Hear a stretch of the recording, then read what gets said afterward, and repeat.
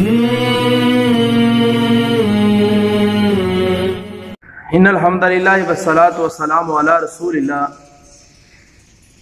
آج میں اللہ کے فضل و کرم کے ساتھ جس چیز پر احباب کے سامنے لب کشائی کرنے والا ہوں وہ ہے غسل جنابت کا طریقہ۔ ایک آدمی جس کی عمر 60 سال تھی وہ میرے پاس آیا اور 60 سال کی عمر کے اندر وہ غسل جنابت کا طریقہ سیکھ رہا تھا، یعنی اتنی عمر اس نے گزار دی ہے اور اب وہ طریقہ سیکھنے کے لیے غسل جنابت کا آیا ہوا ہے۔ بھائیو، خصوصاً شادی شدہ حضرات کو اس پر زیادہ توجہ دینی چاہیے کہ اگر ہم پلید ہیں، ہمیں غسل جنابت صحیح نہیں کرنا آتا تو ہماری عبادت قبول نہیں ہوتی۔ اس لیے ہمیں چاہیے کہ ہم پاکیزہ ہوں، ہم صاف ستھرے ہوں۔ ہم صاف ستھرے کیسے ہوں؟ اماں جی عائشہ رضی اللہ تعالی عنہا نبی صلی اللہ علیہ وآلہ وسلم کے غسل جنابت کو بیان کرتی ہیں۔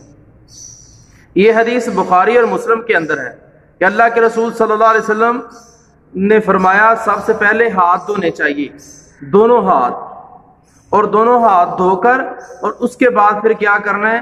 سیدھے ہاتھ سے دائیں ہاتھ سے بائیں ہاتھ پر پانی ڈال کے اپنی شرمگاہ کو 3 مرتبہ دھونا چاہیے بائیں ہاتھ کے ساتھ، اور اس کے بعد دونوں ہاتھ دھو کر وضو کرنا چاہیے، اور وضو کے اندر پاؤں چھوڑ دینے ہیں، باقاعدہ سارا کام کرنا ہے وضو والا، اور اس کے بعد پانی لے کر بالوں کی جڑوں کے اندر، بالوں کی تہ کے اندر اس کو پانی کو پہنچا دینا ہے۔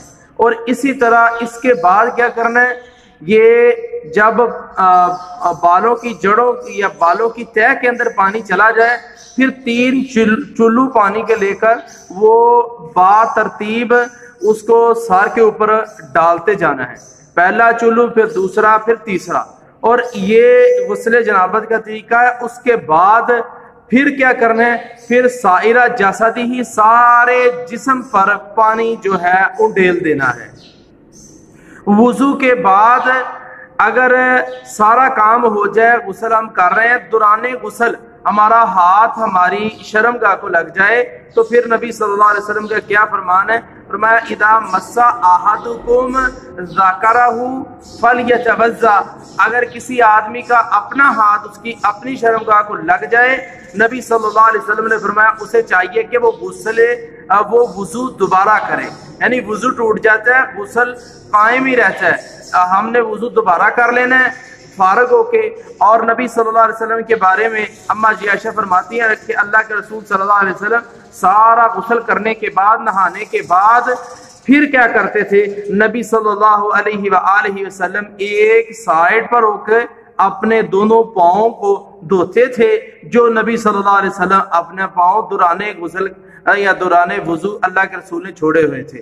ہاں، یہ سارا غسل جنابت کا طریقہ ہے۔ اللہ سے دعا ہے اللہ رب العالمین ہمیں غسل جنابت کرنے کی صحیح معنی کے اندر جو آدمی جنبی ہے اس کو کرنے کی اللہ توفیق عطا فرمائے۔